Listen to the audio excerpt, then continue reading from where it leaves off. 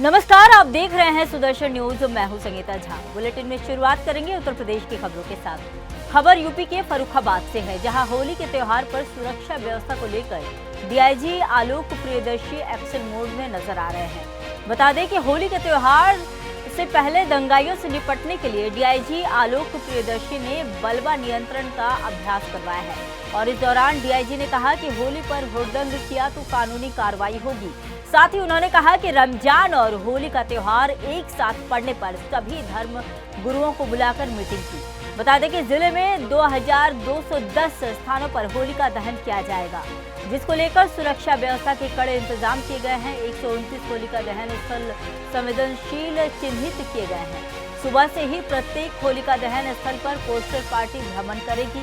जिले में होलिका दहन पर सुरक्षा व्यवस्था के लिए एक सुपर जोन, 4 जोन, 14 सेक्टर बनाए गए हैं। सुपर जोन में अपर जिलाधिकारी, अपर पुलिस अधीक्षक को सुरक्षा व्यवस्था में तैनात किया गया है। वहीं जोन में सीओ, एसडीएम अपने अपने क्षेत्र में भ्रमणशील रहकर सुरक्षा व्यवस्था पर नजर रखेंगे, जहां प्रत्येक थाना और कोतवाली में एक एक सेक्टर मजिस्ट्रेट को तैनात किया गया है। प्रत्येक थाने में एक क्यूआरटी टीम को तैनात किया गया है। डीआईजी आलोक प्रियदर्शी ने कहा कि पुलिस पूरी तरह से होली के त्योहार को शांतिपूर्ण ढंग से संपन्न कराने के लिए तैयार है। देखिए, इस बार होली का त्यौहार है, वो उस दिन फ्राइडे की नमाज भी है।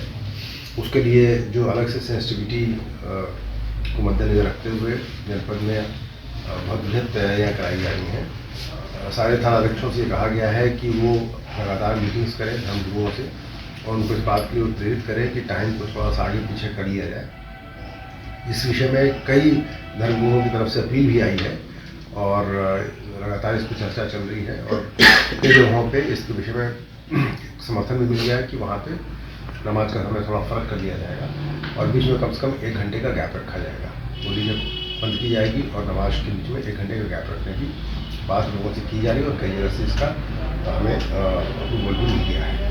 कई जनपदों में ऐसा होता है, ज़्यादा मुस्लिम समुदाय लोग विरोध कर रहे हैं, अगर होली खेलेंगे तो उपद्रव करेंगे, व्यवधान पैदा करेंगे। ऐसे में निपटने के लिए किस तरह की तैयारी की है यहाँ? नहीं, देखिए, पहली बात तो ये है कि इस तरह का कोई मैसेज इस जनपद में किसी ने द्वारा नहीं दिया। सब लोगों ने बहुत ही अच्छी बात की है, बहुत ही पॉजिटिव बात की है।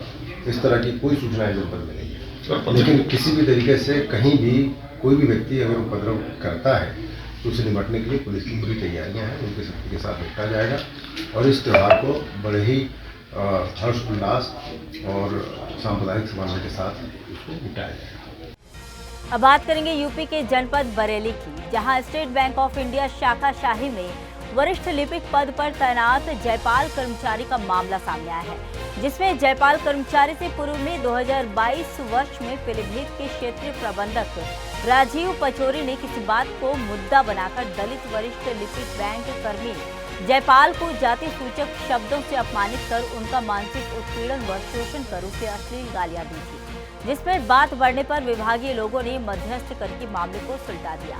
लेकिन क्षेत्र प्रबंधक को यह बात रास नहीं आई।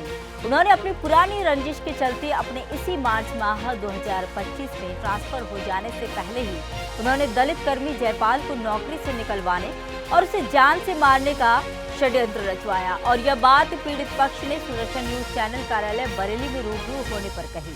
पीड़ित पक्ष बैंक कर्मी जयपाल ने बताया कि क्षेत्रीय प्रबंधक राजीव पचौरी और उनके साथी सहयोगी गणों ने उन्हें स्टेट बैंक क्षेत्रीय कार्यालय जनपद पीलीभीत बुलाया, जहां प्रबंधक पचौरी के सहयोगी गणों ने, जिसमें से एक महिला अधिकारी ने पीड़ित पक्ष के स्टिंग करके खुफिया बतौर वीडियो बनाते हुए कहा कि यह पकड़ो सादा कागज और इस पर लिख कर दो कि मुझे नौकरी नहीं करनी और मैं अपनी स्वेच्छा से नौकरी छोड़ रहा हूं और कोई वजह नहीं है, नहीं तो तुम्हारे साथ परिणाम कुछ और ही होंगे, जिसे पीड़ित पक्ष ने सिरे से निकाल दिया। जिस पर बौखलाए सभी बैंक के आरोपी गणों ने पीड़ित पक्ष जयपाल को धुतकारते हुए कहा कि यहाँ से चले जाएं, दफा हो जाओ यहाँ से, जब तक हम ना कहें ड्यूटी पर मत जाना, नहीं तो गंभीर प्रमाण होंगे और यह धमकी पीड़ित को दे डाली। तो वहीं योगी सरकार में सरकारी मुलाजिम शासन को दरकिनार कर किस तरीके से चुनौती देते नजर आ रहे हैं, जिन पर कार्रवाई न होने पर इनका हौसले बुलंद है। वहीं भारतीय स्टेट बैंक ऑफ इंडिया के मुंबई व लखनऊ कार्यालय से संबंधित विभागीय उच्च अधिकारियों ने आरोपियों पर दलित मामले को लेकर आज तक कोई कार्रवाई नहीं की है। जिसको लेकर दलित बैंक कर्मी का शोषण होना लाजमी है, जो एक अपने आप में सबसे बड़ा सवाल है। सर मुझे पहले तो मैं अपनी ब्रांच गया था। कौन सी ब्रांच आपकी? शाही, स्टेट बैंक शाही गया था। तो वहाँ जैसे ही पहुँचा हूँ मैं 9:45 बजे, तो वहाँ मैडम ब्रांच मैनेजर बोली आप आरबीओ रिपोर्ट करो जाके। तो सर मैं आरबीओ पहुँचा HR सर के पास। तो HR सर बोले भाई क्या हुआ? तो मैंने सर कुछ भी नहीं हुआ है। तो बोले भाई तुमने ये क्या करा? तुमसे कहते तुम्हारी सुई लगाई गई है और तुमने ये चला दिया, ब्रह्मास्त्र चला दिया है, ऐसे तुमने क्यों किया? तो भाई सर हम क्या चला सकते हैं, हम तो छोटे कर्मचारी, हम क्या कर सकते हैं आप लोगों का? अब आप हमें नौकरी से निकालना चाह रहे हो तो हम निकाल दो सर। तभी एक महिला थी उनकी सहयोगी, वो बोली तुम अभी लिख के दो कि अब मैं नौकरी छोड़ रहा हूँ। इस तरह से सर मेरा शोषण हो रहा है। और मैंने इससे पहले कुछ अधिकारियों से शिकायत की अभी 3-4 दिन पहले, तो अभी कोई उनके खिलाफ कार्रवाई नहीं हुई है। अब ये सब लोग AGM पचौरी साहब और इनके सहयोगी गण HR हैं, HR मैनेजर आशीष कुमार हैं, CM संकल्प मिश्रा जी हैं और हमारे ब्रांच मैनेजर हैं नीलन सिंह। ये सब लोग की मिली भगत हो गए, ये मुझे नौकरी से निकालना चाह रहे हैं, सब षड्यंत्र बना रहे हैं मेरे खिलाफ। और मुझसे मौके कह दिया कि तुम अब अपने घर बैठो, जब तक मैं पचौरी साहब नहीं बुलाया तब तक मत आना। कोई नोटिस जारी नहीं किया था आपको? नहीं, कोई सर कोई नोटिस नहीं दिया है। मौखिक रूप से कह दिया कि तुम आप बैंक मत जाओ, अपने घर बैठो। कैसे निकाल सकते हैं? ऐसा कोई नियम है? सर मेरे हिसाब से कोई नियम ऐसा है नहीं। पहले नोटिस दिया जाता है, सस्पेंड करते हैं, कुछ करते हैं, लेकिन ऐसा हम मुझे कुछ नहीं दिया है। बोले तुम आप बैंक मत जाओ, हमें जरूरत पड़े तो हम बुला लेंगे आपके लिए। तो इस तरह से सर ये मेरी नौकरी खाना चाह रहे हैं ये लोग। अब बात करेंगे यूपी के कुशीनगर की। कुशीनगर से खबर है, जहां जनपद के कसिया थाना अंतर्गत छोटी सबेया में अराजक तत्वों ने देवी देवताओं की मूर्ति तोड़ दी है। बता दें कि 24 घंटे बाद भी प्रशासन ने कार्रवाई नहीं की, तो वहीं स्थानीय लोगों में मूर्ति टूटने से आक्रोश है। बता दें कि अराजक तत्वों द्वारा तोड़ी गई मूर्ति पर स्थानीय लोगों द्वारा विरोध किया गया, जिसका सोशल मीडिया पर वायरल हो रहा है। जहां काली माता मंदिर में तोड़फोड़ की गई और यह पूरा मामला कुशीनगर जनपद के कसिया थाना अंतर्गत छोटी सबेया का बताया जा रहा है। बात करेंगे यूपी के बिजनौर की। बिजनौर के थाना धामपुर के एक ग्राम के एक जिहादी ने सोशल मीडिया पर भगवान राम और माता सीता को लेकर अभद्र टिप्पणी की, जिसको लेकर हिंदू संगठनों में आक्रोश फैल गया। तो वहीं हिंदू संगठनों ने आरोपी जिहादी के खिलाफ थाना धामपुर में तहरीर देकर कार्रवाई की मांग की है। दरअसल पूरा मामला थाना धामपुर क्षेत्र के कुंदी केदारपुरा गांव का बताया जा रहा है। हिंदू संगठनों ने जिहादी के खिलाफ सूचना देते हुए कार्रवाई की मांग की है। मामला ये है कि लगभग आज 11 बजे के लगभग मैंने और मेरे साथ के सभी गांव के सभी ग्रामवासियों के लड़कों ने मतलब सबसे पहले मैंने खोली थी ID और फिर मैंने ये ID का नाम है आरिश आतंक का दूसरा नाम आरिश डोन। अच्छा। तो ये मैंने जो है ना सभी को अपने गाँव के सभी लड़कों को स्टोरी सेंड करी। उस लड़के ने जो है ये इनके पिताजी का नाम निसार अहमद है, ग्राम कुंडीपुरा के निवासी हैं। वही इस लड़के ने जो है भगवान राम और सीता जी के एक स्टोरी थी उसमें जो कि गाली गलौज हो रखी थी और उसमें अभद्र भाषा का प्रयोग कर रही हुई एक रील जो अपनी इंस्टाग्राम ID से अपलोड करी और अपनी इंस्टाग्राम ID से अपलोड कर रखी थी। फिर हम सभी ने सूचना पत्र शिकायत पत्र यहाँ कर दिया और पुलिस के थ्रू हमने थाना साहब के थ्रू थाना प्रभारी साहब के थ्रू हमने इस पे उचित कार्रवाई की कानून की मांग। अगली खबर यूपी के कानपुर से है। कानपुर से गोकशी का मामला सामने आया है। बता दें कि कैंट थाना क्षेत्र अंतर्गत छबीले पुरवा के एक जंगल में एक गाय को 4 युवक गौकशी करने के फिराक में थे और जब यह जानकारी स्थानीय लोगों को मिली तो वहां पर भीड़ एकत्रित हो गई। भीड़ ने गौकशी कर रहे 4 युवकों को खदेड़ना चाहा तो 3 युवक भागने में कामयाब हो गए और एक को स्थानीय लोगों ने पकड़ लिया और पुलिस के हवाले कर दिया।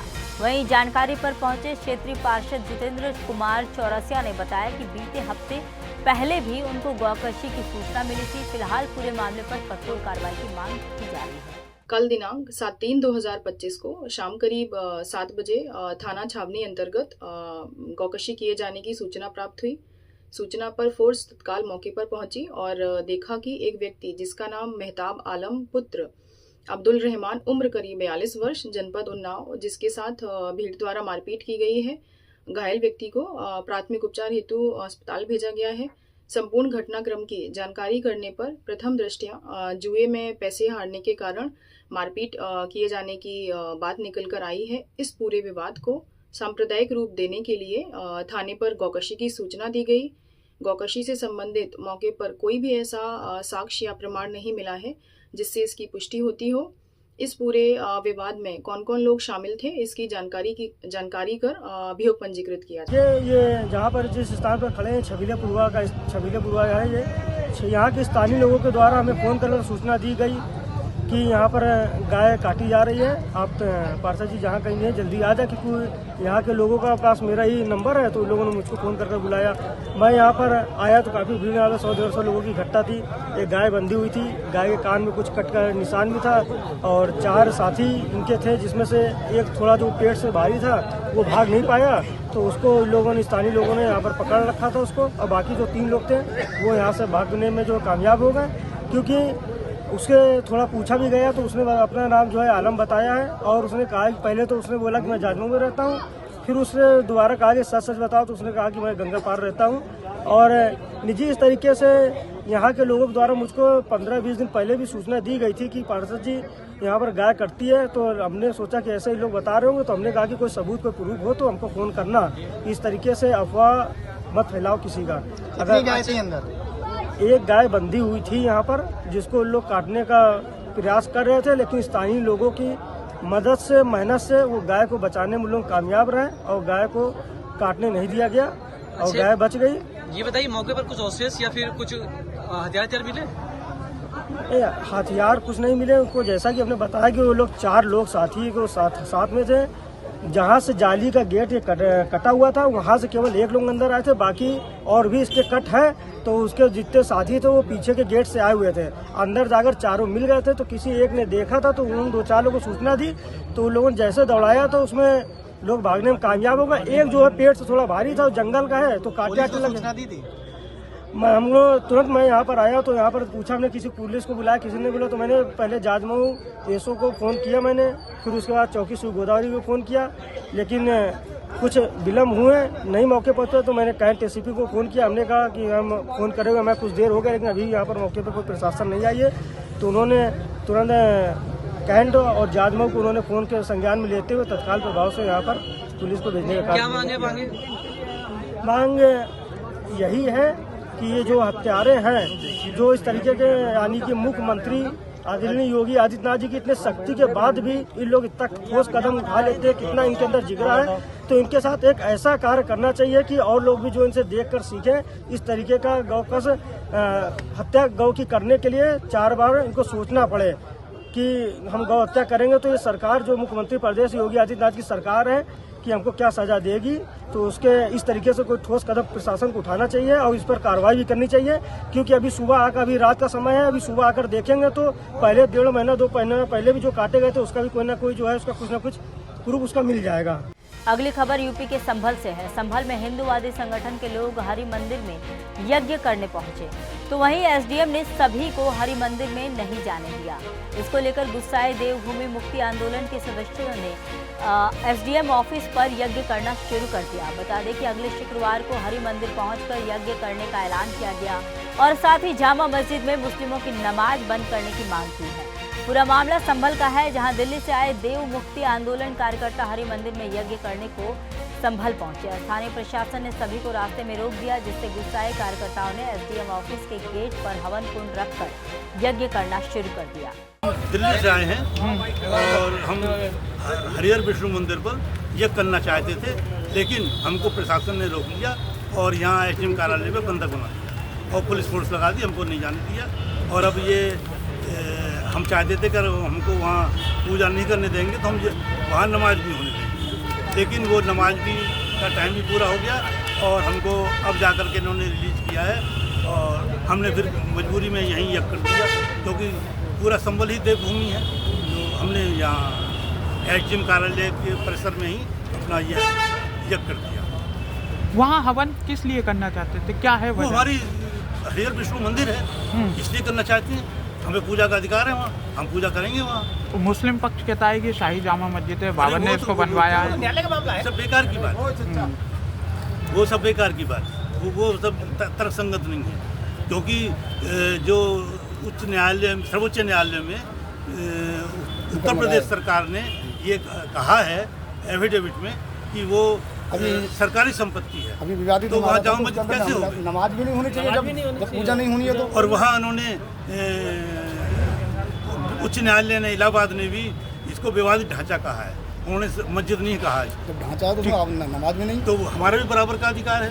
ये हिंदू महासभा के कुछ लोग थे जो नई दिल्ली से चलकर आए थे और इनका ये कहना था कि ये विवादित स्थल पर जाएंगे और वहाँ पर हवन पूजन और अर्चन करेंगे वहाँ जाकर। तो हमारे द्वारा यही कहा गया कि आप प्रकरण माननीय उच्च न्यायालय में विचाराधीन है, आप वहाँ अपना पक्ष रखिए। अगर माननीय न्यायालय द्वारा ऐसा कोई आदेश दिया जाता है तो हम सहयोग करेंगे। उनका ये कहना है कि अगर हम अनुमति नहीं देते हैं तो नमाज के ऊपर प्रशासन, इस बात को भी ज्ञापन उन्होंने दिया है, ज्ञापन के माध्यम से ऊपर तक पहुँचा दिया जाएगा। अगली खबर यूपी के मेरठ से है। मेरठ में स्कूटी सवार जिहादियों का स्टंट करने का मामला सामने आया है, जिसमें एक हिंदू महिला की पैर की हड्डी टूट गई। बता दें कि तेज रफ्तार स्कूटी सवार जिहादियों ने स्टंट कर महिला को जोरदार टक्कर मारी।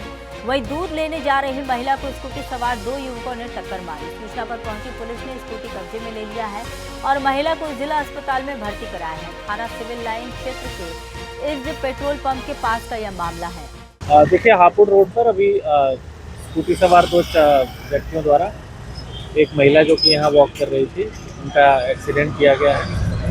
महिला को उपचार हेतु जिला अस्पताल भेज दिया गया है। उसमें से एक व्यक्ति को हमारे द्वारा पकड़ भी लिया गया है, वाहन भी हमारे द्वारा पकड़ लिया गया है। अग्रिम विधिक कार्रवाई इसमें की जा रही है। अब बात करेंगे यूपी के वाराणसी की। वाराणसी में मंगल गीतों से काशी विश्वनाथ मंदिर का महंत आवास गुंजायमान रहा, जहां गौरा के गौना से जुड़ी लोक परंपरा का निर्वाह इस बार जूना अखाड़ा के नागा साधुओं द्वारा किया गया। बता दें कि नीलांचल के कामाख्या शक्तिपीठ से विशेष रूप से आई हल्दी लेकर नागा बाबा सावन भारती, नागा बाबा पूरन भारती, नागा बाबा पीताम्बर भारती, नागा बाबा रविंद्र भारती के संयुक्त नेतृत्व में साधु संत का दल जूना अखाड़ा हनुमान घाट से डमरुओं के निनाद, शंखों की गूंज के बीच हर हर महादेव का उद्घोष करते हुए निकला और वहां से शोभा यात्रा के रूप में साधु संतों और गृहस्थ भक्तों का समूह महंत आवास पहुंचा। 1 थाल में हल्दी, 11 थाल में फल, 5 थाल में मेवा मिठाई, 1 थाल में वस्त्र और आभूषण लेकर वे टेढ़ी नीम स्थित महंत आवास पहुंचे। इससे पूर्व महाशिवरात्रि पर बाबा विश्वनाथ से जुड़ी लोक परंपरा का निर्वाह श्री पंचायती निरंजनी अखाड़ा के नागा साधुओं एवं महात्माओं की ओर से किया गया। काशी विश्वनाथ, मैं काशी विश्वनाथ डमरूवेल का कार्यवाहक अध्यक्ष पुनीत पागल बाबा, ये किस तरह महात्मा का आगमन हुआ यहाँ पर? आज बड़ी सौभाग्य की बात है। जैसा कि मालूम है, शिवरात्रि के बाद बाबा का गौना रंगभरी एकादशी को होता है, पूरी दुनिया को मालूम है।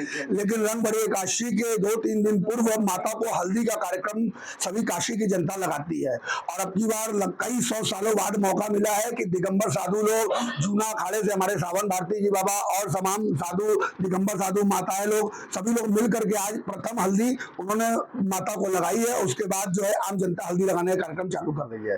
ये महंत आवास में हर वर्ष माता को हल्दी का कार्यक्रम आयोजित किया जाता है। उसी का हल्दी के विशेष में सारे संत महंत आए हैं। आज आप लोग के द्वारा क्या 10 तारीख को बाबा का पालकी की भी कुछ? जी, महंत आवास से, जैसा कि पूरी दुनिया को मालूम है कि महंत आवास में हर साल काशी की जनता स्वयं बाबा की पालकी को सजा करके काशी के नगर में गलियों में विश्वनाथ गली से होते हुए बाबा के गर्भगृह में स्थापित करती प्रतिमा को। वही जो सदियों से परंपरा चली आ रही है, वही परंपरा को हम सभी पुनः घोषित करेंगे और काशी की जनता से आग्रह करेंगे अधिक से अधिक संख्या में आए, बाबा की पालकी का दर्शन करें, अपने परिवार को, जीवन को धन्य बनाएं। बाबा, देखा जाए तो क्या नाम है, बाबा के होली के बाद मसान की होली भी पड़ता है जी। आप लोग की क्या अनुरोध रहेगी काशी वासियों की? काशी वासियों से हमारा विशेष निवेदन है। देखिए, सारे संत महात्मा भी इस बात को कह रहे हैं कि जो रंग भरी काशी है वो गृहस्थों की होली है और जो मशान की होली जो दूसरे दिन होती है वो गृहस्थों की होली नहीं है। वो केवल बैरागियों के लिए है, साधुओं के लिए, अघोरियों के लिए, नागाओं के लिए, किन्नरों के लिए, प्रेत के लिए, पिशाचों के लिए, बैतालों के लिए, ये गृहस्थ लोगों के लिए नहीं है। इसलिए मैं हाथ जोड़ के निवेदन करता हूँ सभी गृहस्थ लोगों से कि इस होली को खेलने के लिए ना आए। ये साधु महात्माओं का त्योहार है, उनको खेलने दे, उनकी मस्ती में खलल ना डालें। नहीं तो साधु संतों को छेड़ोगे तो हाँ, समाधान सबको मिल ही जाएगा। आज से होली प्रारंभ हुआ है। आज माता गौरा को हल्दी स्टार्ट हुआ है। आज गौरा जी को हल्दी लगाया जा रहा है। है। आज से होली का प्रारंभ हो गया है। जी आज हम सब एक दूसरे को होली हल्दी से लगाकर होली का प्रारंभ किए हैं। जी आज से हम लोग गाना बजाना सब कुछ कर रहे हैं। आज यहाँ सारी महिलाएं एकत्रित हुई हैं और होली किया जा रहा है, हल्दी लगाया जा रहा है, गाना बजाना किया जा रहा है। जी आज से 2 दिन बाद माता गौरा का गौना होगा, इसलिए आज हल्दी लगाया जा रहा है। जी आज से होली स्टार्ट हो गई है हम लोगों की। अब बात करेंगे यूपी के रायबरेली की। रायबरेली में 24 घंटे के अंदर पुलिस अधीक्षक यशवीर सिंह के नेतृत्व में शिवगढ़ पुलिस का अत्यंत सराहनीय कार्य देखने को मिला। बता दें कि सुदर्शन की खबर का दमदार असर हुआ है। बता दें खबर चलने के बाद एसपी यशवीर सिंह ने मामले पर संज्ञान लिया और पुलिस अधीक्षक के नेतृत्व में शिवगढ़ पुलिस ने आरोपी जिहादी को गिरफ्तार कर लिया है। अगली खबर यूपी के मुजफ्फरनगर से है। दलित समाज की बारात पर जिहादियों ने हमला कर दिया। बता दें कि 5 महिलाओं सहित 9 गिरफ्तार किए गए हैं। दरअसल पूरा मामला जनपद मुजफ्फरनगर के तितावी थाना क्षेत्र के अंतर्गत मुस्लिम बहुल गांव सैदपुर का है, जहां कश्यप समाज की बेटी की बारात आई थी। बारात में आतिशबाजी को लेकर मुसलमानों के द्वारा विरोध किया गया तो देखते ही देखते मारपीट में तब्दील हो गया और जिहादियों के झुंड ने बारात पर पथराव करना शुरू कर दिया। इस सुनियोजित हमले में कठमुल्लों के साथ महिलाएं भी शामिल थी। पहले बारात पर पत्थरबाजी की गई और अवैध हथियारों से हमला किया गया। अब बात करेंगे यूपी के हरदोई की। हरदोई जनपद में एक सैनिक लगभग 7 महीने से पुलिस प्रशासन कार्यालय लोक के चक्कर लगाता हुआ दिखाई दे रहा है, लेकिन हरदोई पुलिस के द्वारा अभी तक उसको न्याय नहीं मिला। पीड़ित फौजी ने सीएम योगी से न्याय की गुहार लगाई है। न्याय की गुहार लगाते हुए सैनिक ने बताया कि लगभग 7 महीने पूर्व उसके घर में रखे 25 लाख रुपए के गहने चोरों के द्वारा चुरा लिए गए। गांव के ही चोरी को शक के आधार पर जिन लोगों पर पीड़ित फौजी ने आरोप लगाया, लेकिन पुलिस कार्रवाई नहीं कर रही है। इसके बाद पीड़ित फौजी ने सूबे के मुखिया योगी आदित्यनाथ से गुहार लगाई है। मेरी चोरी 6 जून को हुई, जो कि चोर उसमें नामिनेट हैं, गांव में उदंड घूम रहे हैं और धमकियां भी दे रहे हैं कि या तो अपने FIR वापस ले लो, नहीं तो चोरी से भी जाओगे, जेवर से भी और जान से भी जाओगे। मैंने SP साहब से गुहार लगाई, DGP से गुहार लगाई, लखनऊ भी गया, हर जगह गया, लेकिन हमारी कहीं से भी कोई सुनवाई नहीं हुई। 8 महीना बीत जाने के बाद भी अभी तक हमारी चोरी नहीं खुली और कहीं से कोई सुनवाई नहीं हो रही है। काहे की चोरी थी? कितने की चोरी? 20 से 22 लाख की जेवरात की चोरी हुई, जिसमें नामिनेट छोटे सिंह ड्राइवर पुत्र बच्चू सिंह का है, पारुल पुत्र प्रदीप दुबे, राघव पुत्र टिंकू दुबे, अतुल पुत्र रामनेश दुबे, विशाल पुत्र पंकज दुबे, कोमल दुबे स्वर्गीय श्री हरिओम की बेटी है, जो चोरी में शामिल है। इन लोगों ने चोरी करने के बाद जेवर का भी बांट छूट कर लिया है। आधा जेवर बिक्री हो चुका, बचा हुआ जेवरें रखे बैठे हुए हैं। अभी तक इसकी कोई कहीं से भी सुनवाई नहीं हुई। अगली खबर यूपी के फर्रुखाबाद से है। फर्रुखाबाद में पुत्री की हत्या कर पिता व परिजनों सहित फरार लोगों की पुलिस तलाश कर रही है, जहां युवती के शव को बाइक पर ले जाने का वीडियो सोशल मीडिया पर वायरल हो गया। घटना की सूचना पर पहुंचे युवती के मामा ने हत्या का आरोप लगाया है और कोतवाली में मुकदमा दर्ज कराने के लिए तहरीर देकर कार्रवाई की मांग की है। मामला कोतवाली कायमगंज के नुनहाई का है। क्या है, यही है कि मतलब या तो हमारे सामने मतलब उनके घर वालों को या बच्ची को लाया जाए। अच्छा, बच्ची का नाम क्या है? मोना। अच्छा, उम्र कितनी होगी करीब?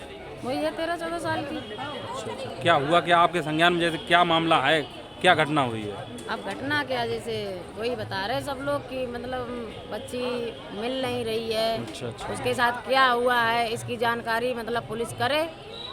मतलब क्या आपको क्या लग रहा है, क्या अब हम लोगों को क्या लगेगा भाई, या तो बच्चा सामने आए या फिर उनके घर वालों के सामने लाया जाए, वो बताएं। अच्छा, ऐसे पूर्व में भी कोई ये घटना है? हाँ, क्या नाम है इनका?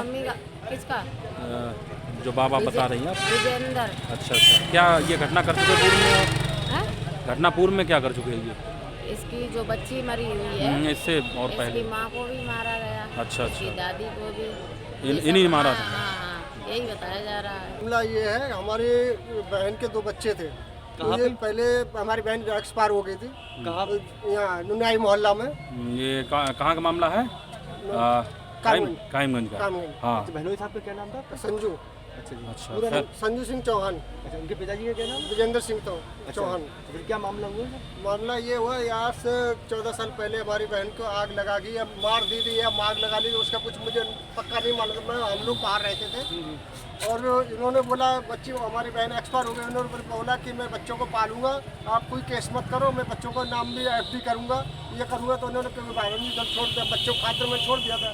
मगर अभी ये बच्चों की ही मारने लगे, तो अब क्या करने का? अब तो मेरे इंसाफ चाहिए। अब क्या घटना हो गई है? अब कल हमारी भांजी को मार दिया गया। क्या नाम है भांजी का? भांजी का नाम मोनू। उम्र कितनी होगी? मोना, सॉरी हाँ। मोना। उम्र कितनी होगी? उम्र हो गई 13 साल। ये कब की घटना है? ये घटना तो मुझे नहीं मालूम, मुझे अभी आज ही। अच्छा, कैसे आपको कैसे जानकारी है? मुझे वाया मालूम पड़ा, इन्होंने कोई खबर नहीं की थी। अच्छा, किसी दूसरे के। तो आज दूसरा कौन है आपकी बहन का जो बच्चा है? छोटू। वो कितने वर्ष का? वो लगभग 18 वर्ष का। अच्छा, अभी ये सब अच्छा, ये लोग कहाँ हैं? कहाँ?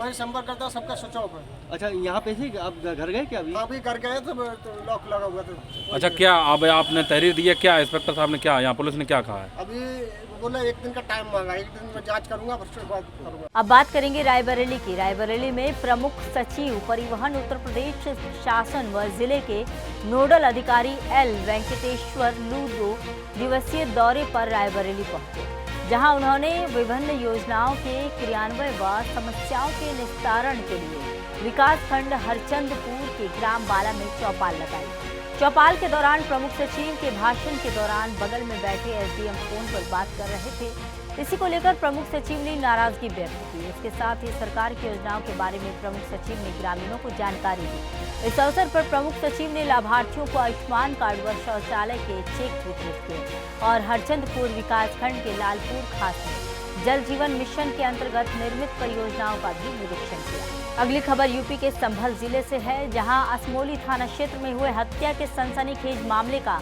पुलिस ने 20 घंटे के अंदर खुलासा कर दिया। वहीं मृतक विजय सिंह की हत्या के आरोप में पुलिस ने कुंवरपाल पुत्र चमन सिंह निवासी ग्राम दुगावर को गिरफ्तार किया है और आगे की कार्रवाई इसमें जारी है। जनपद संभल के थाना असमोली क्षेत्र में पुलिस को कल प्रातः सूचना मिली थी कि एक व्यक्ति की गला रेत के हत्या कर दी गई है। मौके पर तत्कालीन वहाँ पे जो SHO थे उन्हों के द्वारा और CO के द्वारा मौके का मुआयना किया गया, सब को कब्जे में लिया गया और वहीं पे ही उस मृतक की पहचान की गई। पहचान करने के बाद में पुलिस द्वारा विभिन्न एंगल पे इसका इन्वेस्टिगेशन शुरू किया तो ये पता चला कि जो मृतक है, मृतक की पत्नी है, उसका जो अभियुक्त है उसके साथ में अवैध संबंध थे। मृतक को इस बात की जानकारी हो गई थी कि इसकी पत्नी के अन्य जगह पर अवैध संबंध है, इसलिए इसने बताया कि अभियुक्त के साथ में वो उसे किनारा कर ले। अभियुक्त को जब इस बात का पता चला तो उसके द्वारा ये बताया गया कि जब तक के लिए ये जो मृतक है ये रहेगा जीवन में तो एक रोड़े के रूप में बन के रहेगा, इसलिए इसको रास्ता साफ करना जरूरी है। इसीलिए इस व्यक्ति ने उसकी अपने मोबाइल की शॉप पे जो कवर लगाने के लिए जो सर्जिकल ब्लेड है उसका इस्तेमाल करते हुए इसका गला रेत की हत्या कर दी गई। गला रेतने से पहले इसने इसको शराब पिलाई, जबकि जो अभियुक्त है वो स्वयं शराब नहीं पीता है, सिर्फ मृतक है उसी को कई पौवे शराब पिलाने के बाद में नशे की हालत में इस व्यक्ति की हत्या कर दी गई। इसके पास से एक सर्जिकल ब्लेड है वो मिली है। हत्या के समय जो रक्त रंजित कपड़े हैं उनकी भी पुलिस के द्वारा उनको बरामद किया गया है और सभी आला कत्ल और जो इम्पोर्टेंट एविडेंस है इन सबको बरामद कर पुलिस द्वारा अभियुक्त को गिरफ्तार कर लिया गया है और इसको जेल भेजा जा रहा है। यह भी उल्लेखनीय है कि हत्या के इस प्रयास में अभियुक्त स्वयं के भी हाथ में कट आया है, उसका भी मेडिकल करवा के जल्द ही इसमें माननीय न्यायालय में पैरवी करके अभियुक्त को सजा भी दिलाई जाएगी। अब बात करेंगे बदायूं की। बदायूं के बिसौली कोतवाली क्षेत्र के नगर बिसौली का यह मामला है, जहां शुक्रवार को करीब 3 बजे आंवला दौतोरी बाईपास पर जलभराव होने के कारण किसान की आलू से भरी ट्रैक्टर ट्रॉली पलट गई। वहीं ट्रैक्टर ड्राइवर ने कूदकर अपनी जान बचाई और वहीं स्थानीय लोगों ने बताया कि कई बार बिसौली नगरपालिका अधिकारियों को लिखित शिकायत पत्र भी दिया है, लेकिन अभी तक कोई सुनवाई नहीं हुई। सड़क में गड्ढे होने से हो रहा जलभराव, बाईपास पर आए दिन हादसे हो रहे हैं। अगली खबर यूपी के प्रयागराज से है, जहां एशिया के सबसे बड़े ट्रस्ट KP ट्रस्ट के द्वारा हेल्थ डायग्नोसिस सेंटर का उद्घाटन किया गया। केपी ट्रस्ट के अध्यक्ष बनते ही डॉक्टर सुशील सिन्हा ने ऐलान किया था कि गरीब असहाय लोगों के लिए डायग्नोसिस सेंटर और अस्पताल बने। वहीं आज सुशील सिंह ने अपनी धर्मपत्नी के साथ विधि विधान से पूजा अर्चना करके केपी ट्रस्ट कम्युनिटी हॉल के बगल में डायग्नोसिस सेंटर का उद्घाटन किया। वह इस मौके पर एमएलसी डॉक्टर केपी श्रीवास्तव भी मौजूद रहे। वहीं अध्यक्ष सुशील सिन्हा ने मीडिया से बात करते हुए कहा कि जब मैं अध्यक्ष बना तो अस्पताल बनाने की बात कही थी। इसी कड़ी में आज यह पहली पहल है। डायग्नोसिस सेंटर बनाकर शुरू कर दिया गया है और जल्द ही एक अस्पताल भी तैयार कर देंगे। देखिए, सर्वप्रथम तो ये चैरिटेबल डायग्नोस्टिक सेंटर है, कायस्थ पाठशाला चैरिटेबल डायग्नोस्टिक सेंटर है और इसमें जो है हमारे डॉक्टर्स जो है शहर के वो भी जो है इसमें अपना योगदान देंगे। और सबसे इम्पोर्टेंट चीज ये है कि ये स्टेट ऑफ आर्ट के हिसाब से हम लोग ने सारी मशीनें जो है मंगवाई हैं। पैथोलॉजी, डिजिटल एक्सरे, ईसीजी से अभी शुरुआत कर रहे हैं। आने वाले समय में जो है अल्ट्रासाउंड और सीटी स्कैन भी जो है इसमें लगेगा। और इसका जो हम लोग ने प्राइस रखी है वो चैरिटेबल होने के नाते जो है काफी कम रहेगी। तो आर्थिक रूप से जो कमजोर हमारी जनता है उनके लिए एक बहुत बड़ा जो है ये वरदान साबित होगा। और कायस्थ पाठशाला वैसे भी चैरिटेबल संस्था है, 150 साल पुरानी है। मुंशी काली प्रसाद कुलवास्कर जी ने अपना सर्वस्व दान देकर इसकी स्थापना की थी एजुकेशनल ट्रस्ट के रूप में। अब एजुकेशन में के साथ ही साथ हम लोग जो है मेडिकल फैसिलिटी भी जो है इसमें लेके आ रहे हैं। ये पहली शुरुआत है। आने वाले समय में एक भव्य जो है और अच्छा जो है हॉस्पिटल भी जो है आपको। अब बात करेंगे यूपी के बस्ती की। बस्ती जिले के सोनहा थाना क्षेत्र में 16 वर्षीय नाबालिग किशोरी के साथ छेड़खानी व दुष्कर्म के प्रयास का सनसनीखेज मामला सामने आया, जहां नाबालिग किशोरी को मनचला युवक घर में ही खींच ले गया और उससे अश्लील हरकत करने लगा और वीडियो बनाकर वायरल करने की धमकी देने लगा। पीड़ित की तहरीर पर पुलिस ने युवक के खिलाफ मुकदमा दर्ज कर लिया है। आगे की कार्रवाई जारी है। चावल लेकर जा रही थी, पहले थे घताना बैठा रहे थे, मेरे को अपने रूम में ले गया खींच के लेके जाने के बाद में मेरा कपड़ा निकाल कर बहा दिया।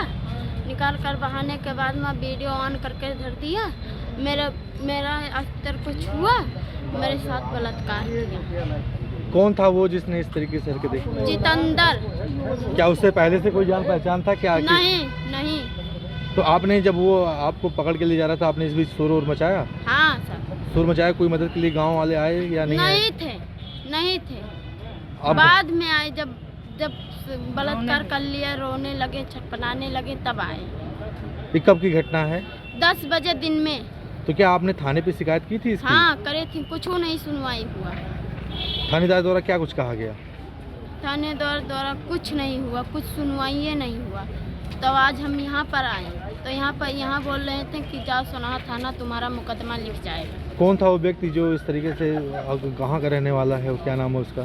शंकरपुर का रहने वाला है, जितेंद्र नाम है। तो आज एसपी ऑफिस में क्या आप एसपी से मिली हैं, क्या कुछ? हाँ मिले हैं, बोले हैं कि जाओ सोनहा थाना, आपका मुकदमा लिख जाएगा। आप कहाँ की रहने वाली हो, किस लिए यहाँ पे आई? हमारा गांव मेरा पालीपुर पाला और जिला बल्लाम।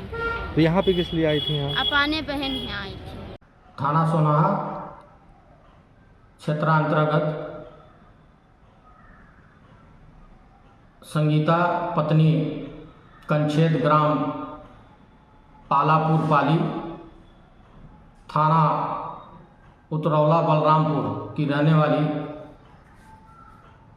ने थाना सोनहा पर ग्राम शंकरपुर के रहने वाले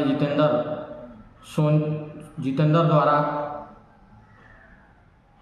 उसकी नाबालिग पुत्री के साथ छेड़खानी करने और वीडियो वायरल करने की धमकी इत्यादि के संबंध में प्रार्थना पत्र दिया गया, जिस पर थाना सोनहा में समुचित धाराओं में अभियोग पंजीकृत कर अन्य विधिक कार्रवाई कराई जा रही है। अगली खबर उत्तर प्रदेश के मुरादाबाद जनपद से है, जहां डिलारी थाना इलाके में लूट की घटना में फरार चल रहे 2 आरोपियों को मुरादाबाद पुलिस के द्वारा मुठभेड़ में गिरफ्तार कर लिया गया। पुलिस ने मुठभेड़ में नसीम और पुलिस ने गिरफ्तार किया है। मुठभेड़ के दौरान एक आरोपी फरार हो गया। मुठभेड़ में गिरफ्तार हुए आरोपियों पर आधा दर्जन से ज्यादा मुकदमे दर्ज है। दिनांक 4 मार्च 2025 को थाना डिलारी में एक सूचना प्राप्त हुई जिसमें कि एक ये बैंकिंग कॉरेस्पॉन्डेंट हैं कमलकांत, जो अपनी दुकान चलाते हैं जलालपुर चौकी के पास में। इनके साथ में 3 अज्ञात लोग आए मोटरसाइकिल से एवं इनके दुकान का शटर बंद करके इनके साथ में मारपीट करी, गाली गलौज करी एवं इनके दुकान से लैपटॉप, इनके कुछ दस्तावेज, मोबाइल एवं रुपए लूट के लेकर चले गए। तुरंत इसमें थाना डिलारी में हमने FIR पंजीकृत करी एवं घटना के अनावरण के लिए हमने SOG की टीम एवं थाने की टीमों को लगाया। आज हमको इसमें ये सूचना प्राप्त हुई मुखबिर के माध्यम से कि ये जो तीनों अभियुक्त हैं इसमें वो ढकिया के पास में ये पुलिया पड़ती है, यहाँ से अपने गांव को जा रहे थे। जैसे ही इन्होंने पुलिस की टीम को देखा, SOG की टीम एवं थाना डिलारी की टीम को इन्होंने देखा तो इन्होंने फायर किया। जवाबी फायरिंग में इसमें जो 2 अभियुक्त हैं वो उनको गोली लगी, घायल हो गए एवं एक अभियुक्त इसमें से फरार हो गया। जो अभियुक्तों की पहचान हुई है उसमें है नईम, जो कि दौलपुरी का रहने वाला है, एवं नसीम, जो कि थाना भोजपुर क्षेत्र का रहने वाला है। इनके ऊपर करीब 6 से 8 मुकदमे अभी तक जिनका आपराधिक इतिहास निकल के आया है एवं इनके पास से एक जो घटना के समय में प्रयुक्त इनकी बुलेट मोटरसाइकिल वो बरामद हुई है। जो वादी का लैपटॉप है एवं जरूरी दस्तावेज उनके 30,000 रुपये एवं जो थंब लगाने वाली मशीन होती है जिससे आधार वेरीफाई होता है वो मशीन, 2 तमंचे, 4 कारतूस एवं 2 खोखे बरामद हुए हैं।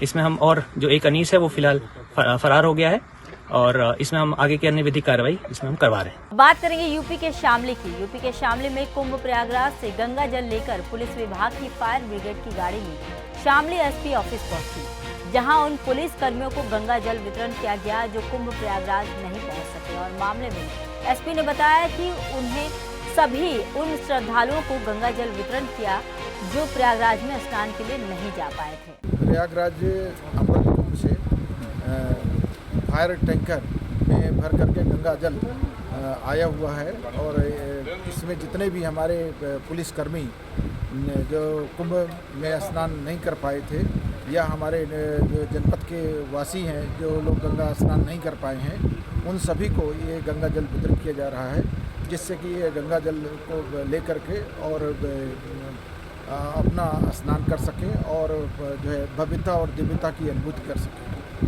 ये सभी जो माननीय मुख्यमंत्री साहब के जो दिशा निर्देश थे उसके अनुरूप ये पूरे जनपद में कार्रवाई कराई जा रही है। अगली खबर यूपी के बिजनौर से है। बिजनौर में प्रयागराज महाकुंभ से पवित्र जल को लाकर श्रद्धालुओं में वितरित किया गया। वहीं जल वितरित करने को लेकर सरकार की मंशा है कि जो 144 साल बाद आए इस महाकुंभ में नहीं जा सके वो पवित्र जल में स्नान कर सके। उनके लिए प्रशासन ने प्रयागराज महाकुंभ से जल ला करके आज सुबह से ही वितरण शुरू कर दिया। इसमें श्रद्धालुओं की लंबी लंबी कतारें लगी रही। ये आज जनपद बिजनौर में यहाँ नुमाइश ग्राउंड में पवित्र संगम स्थल से जल लाके यहाँ पर वितरित किया जा रहा है और यहाँ पेपर में भी निकलवाया गया था, अनाउंस कराया गया। सुबह से ही भारी संख्या में लोग आ रहे हैं और जल ले रहे हैं। ऐसे सभी लोग जो 144 साल बाद जो महाकुंभ आया उसमें जाके स्नान का लाभ नहीं ले पाए हैं, उनके लिए पुलिस द्वारा वहाँ से ही संगम से पवित्र अमृत जल लाकर यहाँ पर वितरण किया जा रहा है। जो लोग ले रहे हैं वो लोग स्वयं अपने परिजनों, अपने इष्ट मित्रों, इन सब के साथ में इस जल का लें और इसका लाभ उठाएं।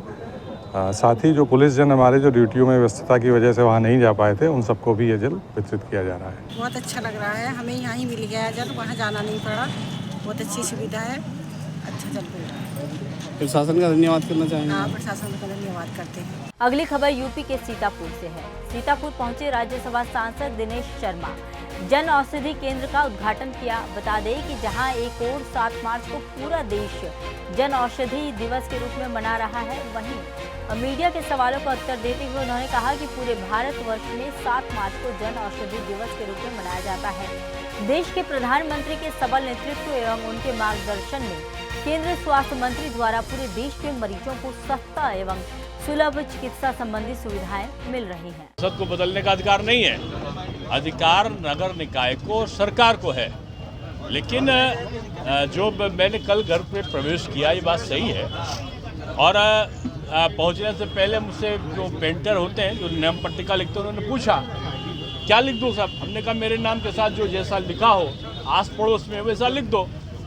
कई बंगलों पे विवेकानंद मार्ग और तुगलक लेन साथ साथ लिखा है। वही मेरे बंगले पर भी लिखा है। तुगलक लेन को बदला नहीं है। विवेकानंद, आप गूगल सर्च करोगे तो उसमें विवेकानंद मार्ग आएगा। अब पता नहीं क्यों लोग विवेकानंद से प्यार करने के बजाय अगर तुगलक का प्यार करने की बात कर रहे हैं तो उसमें मेरा दोष क्या है? ये बात सही है कि नगर निकाय बदलता है या सरकार बदलती है तो हमें प्रशंसा होगी, लेकिन मैंने बदल दिया ऐसा कहना ठीक नहीं। आपकी सरकारें सर दिल्ली में भी है, देश में अब भी। सरकार अपना काम करेगी ना, उस पर मैं सार्वजनिक नहीं कह सकता। अभी अब्दुल कलाम साहब के नाम पे रोड हुआ भी है। उत्तर प्रदेश में कई जगहों के नाम बदले हैं।